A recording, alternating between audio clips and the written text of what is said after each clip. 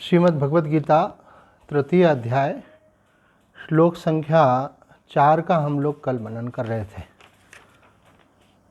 जिसमें भगवान श्री कृष्ण ने ये बात बतलाई थी कि जब तक व्यक्ति साधक कर्मों का आरंभ नहीं करता तब तक निष्कर्मता को उपलब्ध नहीं कर सकता। लक्ष्य तो निष्कर्मता को उपलब्ध होना है, लेकिन निष्कर्मता का अभिप्राय यहाँ पे बहुत गंभीर है। निष्कर्म जो है वो एक कर्मयोग की सिद्ध अवस्था है। साधारण मनुष्य उस शब्द का अर्थ लेगा तो ये अर्थ होता है भाई कर्म न कर्मना निष्कर्मता है, लेकिन यहाँ ये अभिप्राय नहीं है। यहाँ निष्कर्मता का अभिप्राय ये है कि आपकी चेतना उस तत्व में स्थित हो जाए जो प्रकृति से परे, जो शुद्ध चैतन्य तत्व है, तब आप निष्कर्म स्थिति में कहलाते हैं। अर्थात इनलाइटनमेंट, अर्थात भगवत तत्व का साक्षात्कार, अर्थात भगवत तत्व से एकात्मता का अनुभव।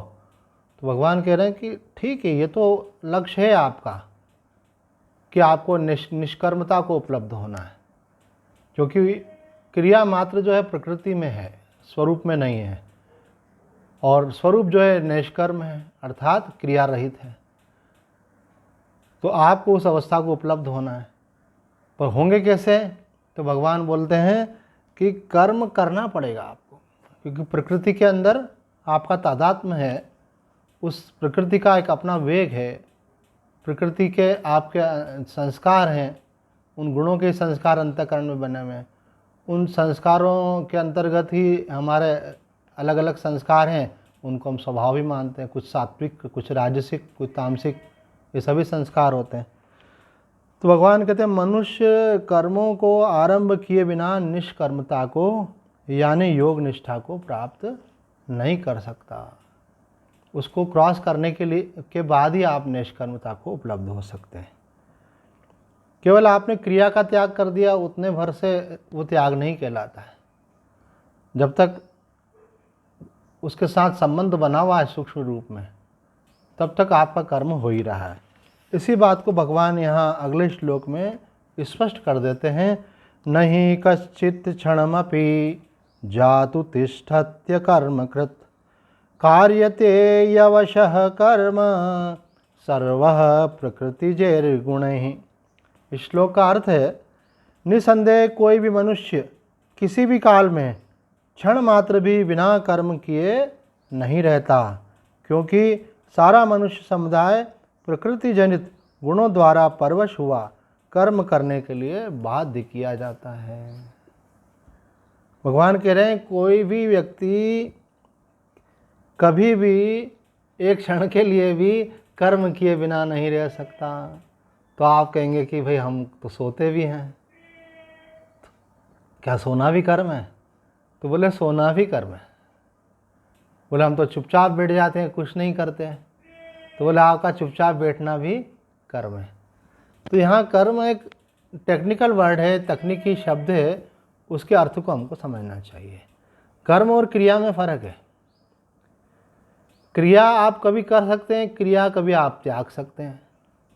जब क्रिया त्याग देते तो बोले अब मैं शांत होकर के बैठ गया हूँ, मैं ध्यान में बैठ गया हूँ, मैं समाधि में हूँ, मैं निद्रा में हूँ, तो मानो आपने क्रिया का त्याग कर दिया। तो क्रिया का तो दो अवस्थाएं हो गई, एक सक्रिय अवस्था और एक निष्क्रिय अवस्था।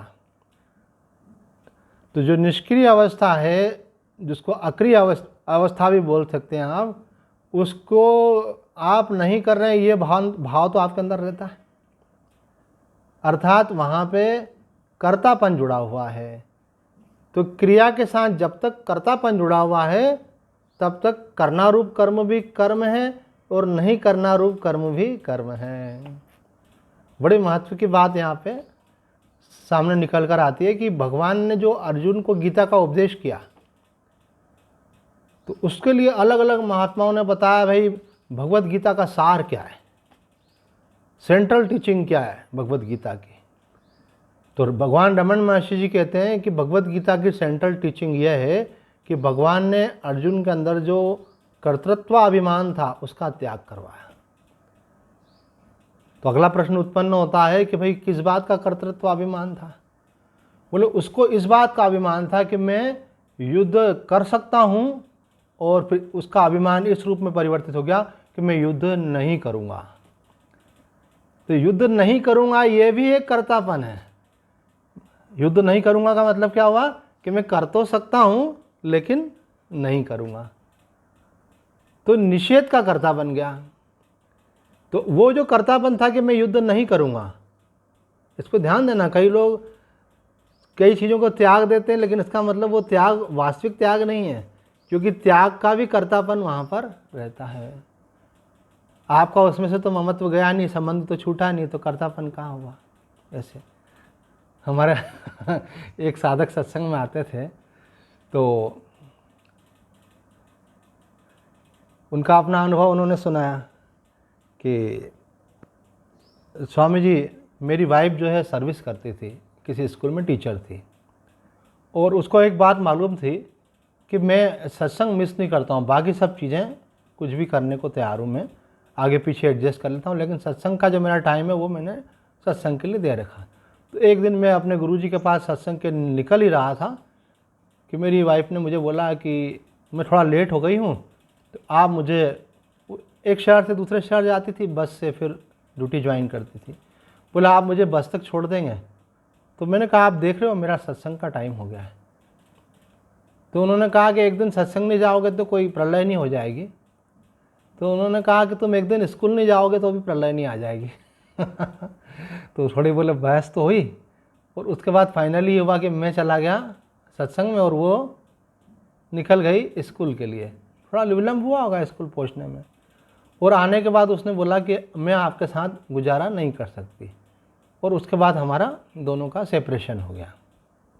तो बोले बात इतनी सी थी, ये बात उन्होंने तुल पकड़ लिया, वो बोले कि मैं आपके साथ नहीं रह सकती।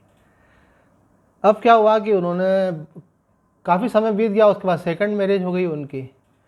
तो उसके बाद एक दिन क्या हुआ कि वो बस स्टैंड से पे खड़े थे, अचानक उनको उनकी पुरानी वाली वाइफ दिखी। तो उन्होंने कहा भाई ठीक है, अपन ने जो है एक दूसरे का संबंध छोड़ दिया है, लेकिन कोई बात नहीं है, हमारा पति पत्नी का संबंध भले ही नहीं है, पर तुम यहाँ खड़ी हो और तुम लग रहा है कहीं जाना है, तुमको साधन नहीं है, और कहो तो मैं छोड़ देता हूँ। तो उन्होंने कहा जब संबंध ही नहीं है तो आप मुझे क्यों छोड़ रहे हो? तो इसका मतलब यह हुआ कि सूक्ष्म रूप में संबंध वहाँ पे भी बना हुआ था कि यह मेरी थी, पर अभी अंदर से वो छोड़ नहीं पाए, भले उन्होंने बाहर से डाइवर्स दे दिया। तो इसी प्रकार से कई लोग क्या करते हैं, भाई भगवान का भजन करना है, सब कुछ छोड़ करके भगवान का भजन करना है। आप चले गए सब कुछ छोड़ के, वृंदावन चले गए, हरिद्वार चले गए, लेकिन मन नहीं लग रहा है वहाँ पे। फिर वहाँ से फ़ोन घुमाते हैं घर पे, तो वो अपने बच्चों का हालचाल लेते हैं, बच्चों के जो बच्चे हैं उनके हालचाल लेते हैं। यही तो ममता है, और क्या। और एक फ़ोन लगा लेते हैं तो उनको ऐसा होता है जैसे आप दोपहर में एक बार खाना खा लो तो शाम तक के लिए फ्री हो जाते हैं, तो 24 घंटे में एक बार पूरी रिपोर्ट ले लेते हैं। ऐसे एक बार रिपोर्ट ले ली, बोले सब ठीक चल रहा है। एक मूवी इसके ऊपर थी, बहुत ही इंस्पायरिंग मूवी थी। एक व्यक्ति को कैंसर डॉक्टर ने बतलाया, तो वो उनका फैमिली फिजिशियन था, तो उसका चेहरा एकदम से बुझा हुआ देखा पेशेंट ने, बोले डॉक्टर साहब मैं आपके पास हमेशा आता हूँ, आप मुझे रिपोर्ट देते हैं, गाइड करते हैं, पर इस प्रकार की नज़रों से आज आप देख रहे हैं ऐसा तो मुझे पहले कभी नहीं दिखा। क्या बात है? अरे जो होना होगा होगा, आप तो बताओ क्या बात है। तो उन्होंने पेशेंट को कहा अब आपका समय नहीं रहा है, आप एडवांस स्टेज में कैंसर में हैं, ऐसा। तो बोले कितना समय मेरे पास? बोले ज़्यादा से ज़्यादा अभी 2-3 महीने आप निकाल सकोगे, ऐसा मेरा जो अनुमान है, मेरे 2-3 महीने निकाल सकोगे। तो बोले कोई बात नहीं।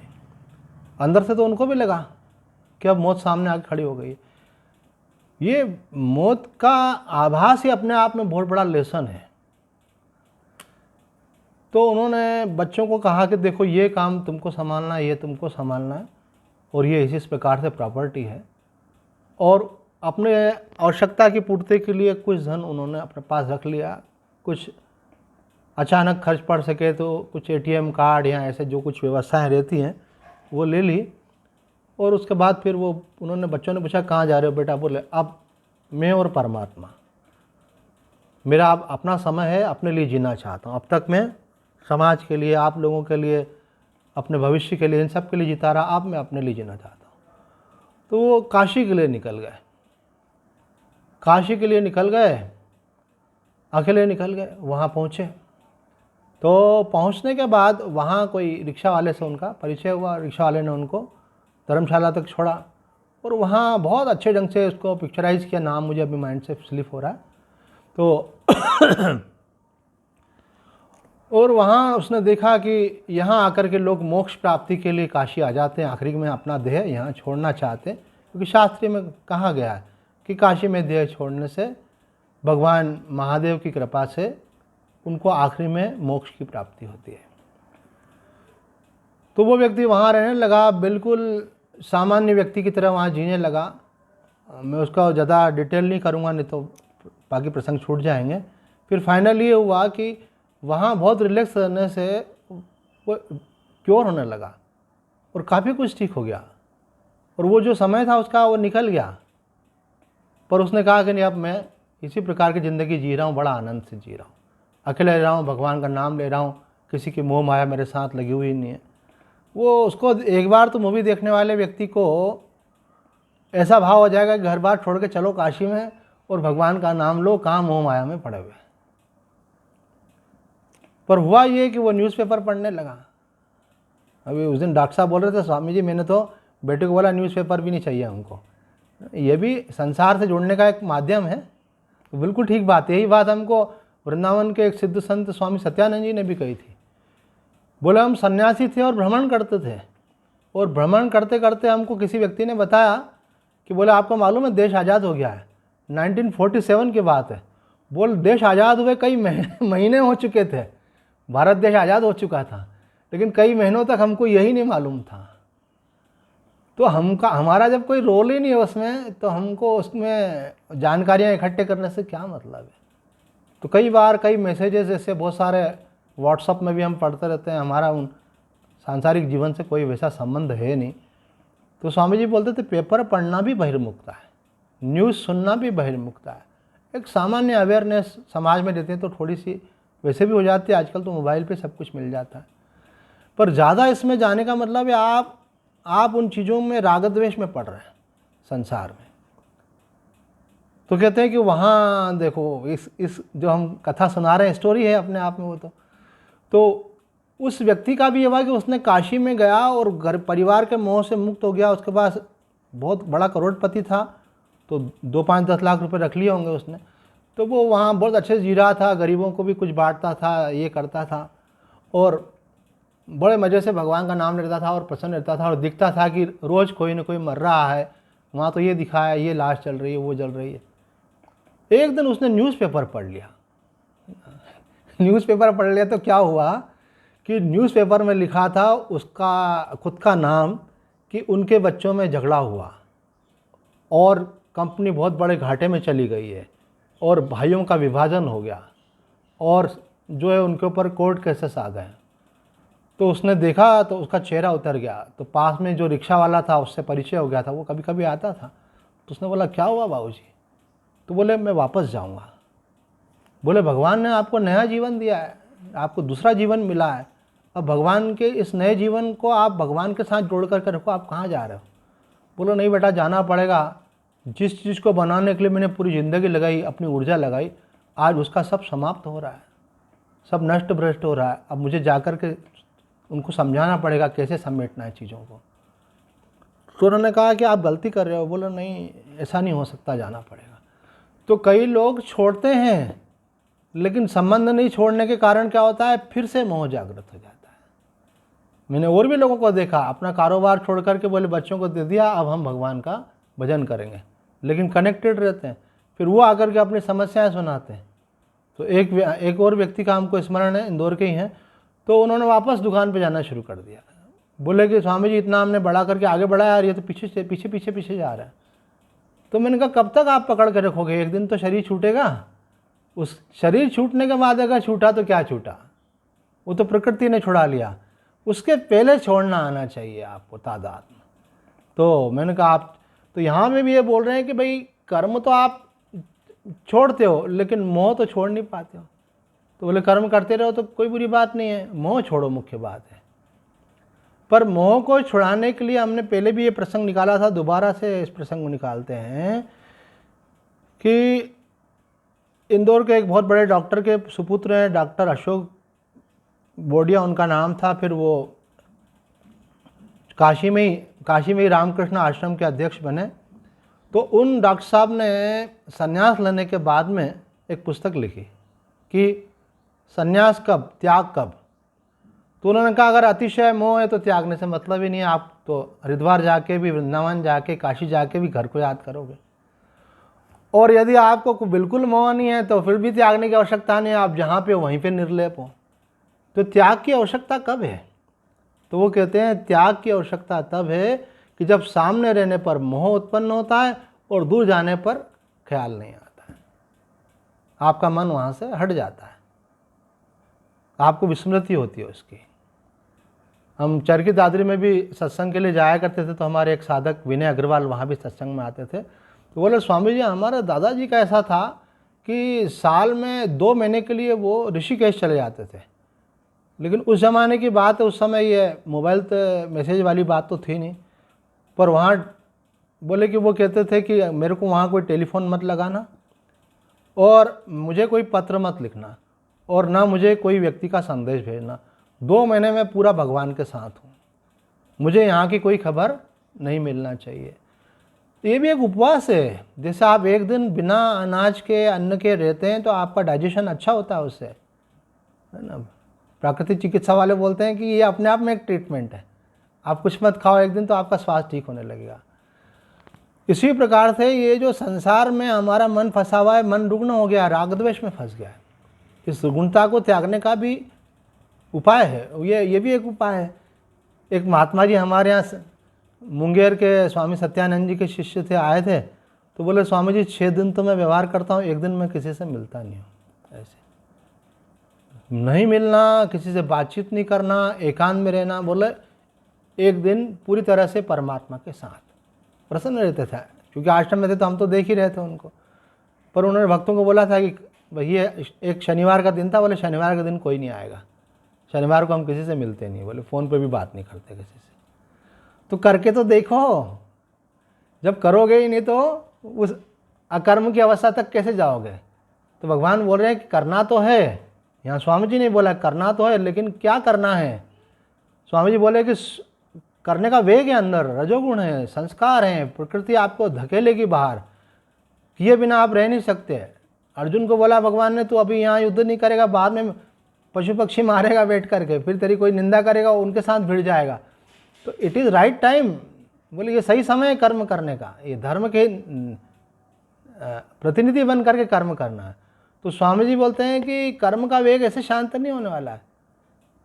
बोले कर्म का वेग तब शांत होगा जब आप कर्म करोगे और स्वार्थ के लिए नहीं करोगे। अगर स्वार्थ के लिए करोगे तो वो स्वार्थ का जो वासना का संस्कार है वो आपको लपेट कर रखेगा। मुझे याद है एक दुकान पर मैं गया तो वहाँ एक व्यक्ति कोने में बैठे हुए थे, वो बिल्कुल शांत भाव से, उनकी उम्र होगी लगभग 80 वर्ष की। उनका लड़का होगा लगभग, एक एवरेज बता रहा हूँ, लगभग 55-60 साल का। वो सारा गले के पास बैठा हुआ था और उनका भी एक लड़का था जिसकी उम्र होगी 35-40 साल की। वो ग्राहक से बात कर रहा था, एक कपड़े की दुकान थी। मैं किसी काम से गया था वहाँ। मेरा तो बचपन से यही वाला संस्कार था, मेरे को लगता है मैं पुराना साधु हूँ, इस बार फिर से ड्रेस पहनी है। तो मैंने उन दादाजी के पास बैठा जिस काम से गया था, उन्होंने बोला ये फ्री हो जाएं तो अब ये वो आपसे बात करेंगे। मैंने कहा ठीक है, मैं आपके पास बैठा हूँ। मैंने कहा दादाजी एक बात बताओ आप कि आपके बच्चा काम कर रहा है, बच्चे का बच्चा काम कर रहा है, फिर आप दुकान पे क्यों बैठे हैं, आपको तो भजन करना चाहिए। तो वो मुस्कुराया मेरी तरफ देख के ऐसे गर्दन, बोले बिल्कुल तुम ठीक कह रहे हो, ये समय मेरा भजन करने का है, लेकिन सारा दिन भजन में तो मन लगेगा नहीं, फिर बैठे बैठे मैं बोर होता हूँ, मन नहीं लगता मेरा। तो मैं सुबह शाम को तो भजन करता हूँ, यहाँ बैठ जाता हूँ, यहाँ करना मुझे कुछ नहीं होता। तो मैंने बोला फिर आपका मन कैसे लगता होगा? बोला मैं ज़िंदगी भर यही करता रहा हूँ, तो जब मेरे बच्चे करते हैं ना तो मेरा मन लगता है। और जब मैं देखता हूँ ना माल बिक रहा है, ये हो रहा है, कमाई हो रही है, तो मेरे को अच्छा लगता है। ऐसे यही तो माया है, और क्या। ये जो अच्छा लगता है ना, धन आने में अच्छा लगता है। एक व्यक्ति बोला है कि स्वामी जी मुझे धन की आवश्यकता नहीं है, पहले आवश्यकता थी, फिर इच्छाओं की पूर्ति होती थी, अब जब धन आता है तो वो संस्कार पहले जब आता था तो बड़ा अच्छा लगता था, वो अभी भी बना हुआ। अब मुझे मालूम है अब जो भी है वो सब छोड़ के जाने वाला है, भले मैं खर्च करूं कि नहीं करूं, पर अब जो आ रहा है वो तो मुझे छोड़ के ही जाना है। अब उसका कौन सुख लेगा वो भी मुझे मालूम नहीं है, पर आता है तो मेरे मन को खुशी मिलती है ऐसी। तो मैंने बोला यही तो माया है, और क्या। लोभ के कारण जिस धन की आवश्यकता नहीं उस धन के आने में भी खुशी होती है। तो इसी प्रकार से संबंधों में खुशी मिलती है। इसको हम पहले ले चुके हैं। मोह रूपी दलदल की बात भगवान ने जो कही है ना, तो वो दलदल यही है कि मोह के कारण संबंध में खुशी मिलती है, वस्तुओं में खुशी मिलती है, धन में खुशी मिलती है, वो ऊर्जा लाइफ फील होती है आदमी को, नहीं तो आदमी डल फील करता है। एक व्यक्ति ने किसी दूसरे व्यक्ति से कहा, दोनों आश्रम में रहते थे, कि आप आश्रम में रह रहे हो तो मैं रह रहा हूँ, अगर आप आश्रम छोड़ दोगे तो मैं भी छोड़ दूंगा। बोले क्यों? बोले आपके कारण मेरे को लाइफ फील होती है। तो उन्होंने जाकर के गुरुजी को कहा, उन्होंने जाकर के गुरुदेव को कहा कि गुरुदेव ये हमसे ऐसा कह रहा है। तो गुरुदेव ने कहा कि ये अच्छी बात नहीं है, इसका मतलब है कि ये तुम्हारे मोह में है। जब व्यक्ति किसी के मोह में होता है तो उसको ऐसा लगता है कि इसके कारण मुझे ऊर्जा मिल रही है। साधक को इस बात को समझना चाहिए कि आपकी प्रसन्नता का स्रोत संसार तो नहीं बना हुआ है। तो भगवान कह रहे हैं कर्म तो करना है, लेकिन कर्म का वेग तब शांत होगा जब आप बिना मोह के और बिना कामना के आप कर्म करेंगे, तो कर्म का वेग शांत होगा। जब कर्म का वेग कुछ शिथिल हो जाएगा वो फिर भगवत संबंधी कर्म कीजिए, आप पूजा कीजिए, आप पाठ कीजिए, आप जप कीजिए, आप तीर्थ यात्रा कीजिए, है ना, आप सेवा कीजिए। और जो अपना कर्तव्य कर्म है वो तो आपको करना ही होता है। उसके अलावा जो आप अगर कर्म का वेग है, अब आपको लगता है कर्तव्य सीमित है मेरा, तो आपको तो ये जो तीसरा वाला जो है ना, ये जो बताया हमारे यहाँ 4 आश्रम, वानप्रस्थ को यही बताया कि गृहस्थ में रहकर तो अपनी आवश्यकताओं की पूर्ति करता रहा, वानप्रस्थ में रहकर के सेवा करे। अपना अपना टेम्परामेंट रहता है, कोई निष्काम सेवा कर सकता है, कोई एकांत में बैठ करके स्वाध्याय और भजन कर सकता है। तो जैसा आपका, अगर आपको लगता है मैं चुपचाप नहीं बैठ पा रहा हूँ, तो बोले आप बैठ नहीं पा रहे हो तो करो, लेकिन स्वयं के लिए करोगे तो वासना बढ़ती जाएगी। स्वयं के लिए नहीं करो, आप सेवा के लिए करो। एक उम्र तक आपने अपने लिए किया, परिवार के लिए किया, आवश्यकताओं की पूर्ति के लिए, भविष्य की सुरक्षा के लिए किया, अब करो। ये स्वामी जी कह रहे हैं अब करो, लेकिन किसके लिए करो? सेवा के लिए करो। अब निष्काम भाव से करो, अब ममता से रहित होकर करो। तो अगर जब आप ऐसा करोगे तो क्या होगा? वो जो वेग आपका है धीरे धीरे शांत हो जाएगा। एक बात स्वामी जी ने बहुत ही धमाकेदार बोली है, वो आपको स्पष्ट होना चाहिए कि करने से कभी परमात्मा नहीं मिलता, बल्कि जो ऐसा सोचते हैं कि मैं करके परमात्मा को पा लूँगा, वे बड़ी भूल में है। कारण कि करने की भावना से देहाभिमान पुष्ट होता है। करेगा कौन? शरीर करेगा, इंद्रियां करेंगी, मन करेगा, और उनके साथ आप तादाद में कर रहे हो और बोल रहे हो मैं करूँगा। वो करके जैसे संसार की वस्तुएं प्राप्त करते हो, आपको लगता है मैं परमात्मा को प्राप्त करूँगा। परमात्मा की प्राप्ति करने से नहीं होती, परमात्मा की प्राप्ति कुछ नहीं करने से होती है। पर कुछ नहीं करने का मतलब वहाँ कर्तापन पूर्वक त्याग से नहीं होती है, कर्तापन के त्याग से होती है। यही यहाँ पे बताया, नहीं कच्चित क्षणमपि जातु तिष्ठत्य कर्मकृत कार्यते यवशय कर्म सर्व प्रकृति जैर गुणे। बोले प्रकृति के वशीभूत होकर के सब कर्म कर रहे हैं। तो सर्वे शब्द का प्रयोग किया तो वो किसी ने प्रश्न पूछ डाला, क्या ज्ञानी पे भी ये लागू होता है? बोलो ना, ज्ञानी के लिए नहीं कह रहे हैं। ज्ञानी तो गुणों से परे हो गया है, वो तो निज स्वरूप में स्थित है, वो प्रकृति के वश में नहीं है, वो प्रकृति से परे है, वो ब्रह्म तत्व में, आत्म तत्व में, भगवत तत्व में स्थित है, वो अक्रिय तत्व में स्थित है। वहाँ तो क्रिया है ही नहीं, इसलिए उस पर लागू नहीं होता। हाँ, ये बात जरूरी है कि ज्ञानी किसको कहते हैं, ये भी थोड़ा क्लियर करना जरूरी है। ज्ञानी इसको कहते हैं जिसको ये ज्ञान हो गया है कि मैं आत्मा हूँ, मैं परमात्मा से अभिन्न हूँ, मैं नाम रूप से परे शुद्ध चैतन्य स्वरूप हूँ। तो ज्ञानी कौन है? बोले मन को आत्मा का ज्ञान नहीं हो गया है, आत्मा में आप जो थे उसमें स्थिति हो गई है, मन से तो आपका संबंध टूट गया है, तब आप ज्ञानी कहलाते हैं। अब कोई ज्ञानी हो गया अर्थात उसने जान लिया कि मैं ब्रह्म हूँ, मैं आत्मा हूँ, तो ज्ञानी होने का मतलब ये थोड़ी कि शरीर की मृत्यु हो जाएगी। ज्ञानी होने का मतलब थोड़ी है कि मन चलना बंद हो जाएगा। तो शरीर और मन तो प्रारब्ध के अनुसार कर्म करेंगे ना, और उसमें भी जिसका जैसा स्वभाव होगा वैसा कर्म करेगा।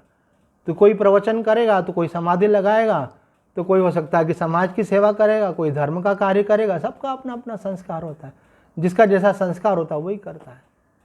एक बार हमने युग पुरुष जी महाराज से पूछा कि महाराज जी, प्रवचन करने का अधिकार तो ज्ञानी को होता है, तो जिनको ज्ञान नहीं हुआ वो भी प्रवचन करते हैं क्या? तो महाराज जी ने कहा, प्रवचन करने का संबंध ज्ञान और अज्ञान से नहीं है, ये अपने अपने स्वभाव से। जिसका स्वभाव होता है तो उसको ज्ञान नहीं हुआ होता है तो भी वो अपनी साधना के साथ सत्संग करते हैं। तो चिन्मय मिशन में कहते हैं ऑटो एंड अटर सजेशन, कि अगर आप दूसरे को भगवत चर्चा सुनाओगे तो आपका भी चिंतन होगा। वो बोले जिसका संस्कार होता है तो उनको ज्ञान होने के बाद में भी शरीर और मन से तो तादात्म्य टूट गया, लेकिन शरीर और मन का कुछ न कुछ तो उपयोग होगा, तो वो बोले वो सत्संग करते हैं। आदि शंकराचार्य जी क्या करते थे? वो ज्ञान हो गया, उसके बाद भी भाष्य लिख रहे हैं और शास्त्रार्थ कर रहे हैं और ज्ञान की चर्चा कर रहे हैं। बोले अब आपको तो कुछ करना बनता नहीं। बोले हम कहाँ कर रहे हैं, जिसको तुम देख रहे हो वो प्रकृति है, वो शरीर है, वो अंतःकरण है। तो बोले कि हाँ, सर्वे शब्द का संबंध ज्ञानी के शरीर से और अंतःकरण से तो है कि वो भी ज्ञानी का शरीर और अंतःकरण कर्म किए बिना नहीं रहता, लेकिन वो उसके साथ आध्यात्म किए हुए नहीं है, इसलिए उसे ऐसा खुद को नहीं लगता कि मैं कर रहा हूँ, लेकिन उनके आसपास के लोगों को ऐसा ज़रूर लगता है। अरे भाई, रमन महर्षि जी जो हैं वो परिक्रमा करने के लिए रोजाना जाते हैं। बोले पर्वत की परिक्रमा करते हैं, अरुणाचल परिक्रमा। तो वो हमको लगेगा, लेकिन उनकी दृष्टि से वो कुछ भी नहीं करते। क्यों? क्योंकि जो शरीर कर रहा है वो उसको मैं और मेरा नहीं मानते। प्रकृति के परवश वो व्यक्ति है जिसका उसके साथ तादात्म्य है। तो ये प्रकृति के गुण जो सत्व गुण, रजोगुण, तमोगुण सब में आते हैं, लेकिन जिसके जैसे संस्कार होते हैं वो उस दिशा में जाता है। जिसके सात्विक संस्कार होंगे तो सत्व गुण आने पर उस दिशा में वो पूजा पाठ आदि में लग जाएगा। रजोगुण होगा तो वो सेवा में लग जाएगा। तमोगुण होगा तो बोलेगा भाई शांत होकर के ऊर्जा प्राप्त कर लो, ध्यान कर लो। तो यहाँ भगवान कह रहे हैं कि कोई भी व्यक्ति एक क्षण के लिए भी कर्म किए बिना नहीं रह सकता है। जो बात हमने पहले कही उसको और स्पष्ट करते हैं, क्रिया प्लस कर्ता बराबरी पर कर्म। कोई भी कर्म किए बिना नहीं रह सकता का मतलब क्या है? शरीर के द्वारा कोई भी क्रिया हो, चाहे वो सोना हो, चाहे चुपचाप बैठना हो, है ना, वो अथवा कुछ खाना पीना, चलना फिरना, बोलना, कुछ भी हो, कोई भी क्रिया हो, और उसके साथ ये जुड़ा हुआ क्या है कि मैं कर रहा हूँ, तो उसको कर्म कहते हैं। और अगर क्रिया तो हो रही है लेकिन कर्तापन हट गया, अभिमान हट गया, मैं का भाव हट गया, तो ज्ञानी की स्थिति, तो उसको क्या कहेंगे? उस कर्म को कर्म नहीं कहा जाता, उसको अकर्म कहा जाता है। ज्ञानी का कर्म अकर्म कहलाता है, क्योंकि वहाँ कर्तापन का, अहंकार का अभाव है। वो तो मानो भगवान का इंस्ट्रूमेंट है, उसके माध्यम से भगवत शक्ति ही कार्य कर रही है। तो यही बात यहाँ कही गई है कि अगर आप चाहते हैं कि मैं उस स्थिति को प्राप्त हूँ जो ज्ञानी की स्थिति है, निष्कर्म स्थिति है, तो ये चौथे श्लोक का एक्सपांशन है। निष्कर्म स्थिति को प्राप्त करने के लिए भगवान प्रेरित कर रहे हैं। तो बोले आप छोड़ कर जाओगे, कहीं पे भी चले जाओगे, लेकिन आपका मन तो चलेगा, और वहाँ कर्तापन है तो आपको ये भी ख्याल आएगा कि मैंने ये त्याग दिया। तो बोले इसलिए आपको त्यागना किसका है? त्याग किसका करना है? ममता का। त्याग किसका करना है? आसक्ति का। और आप निष्काम भाव से कर्म करते रहिए। करते करते जब वेग शिथिल हो जाएगा आपका, तो फिर अक्रिय रह करके केवल अपना समय भगवत चिंतन में भी लगा सकते हैं। फिर आप स्वाभाविक ही हो जाता है। आपको प्रकृति खुद ही संन्यास देती है संसार में। इसलिए आप देखो, एक उम्र के बाद में घर के बच्चे क्या बोलते हैं, जो बड़ा हो जाता है 60-70 साल से ऊपर, बाबा, है ना। हमने तो कपड़े पहने तो जवानी में ही बाबा हो गए, है ना, लेकिन घर में कोई बड़ी उम्र का होता है, 70 साल का हो जाता है तो बोले कि बाबा अभी कहीं गए, बाबा अभी आते हैं, ऐसे। तो आपको प्रकृति खुद ही बाबा बनाती है। पर अब आपका अगर कोई पूर्व जन्म का संस्कार होता है तो आप जल्दी भी बाबा बन सकते हैं।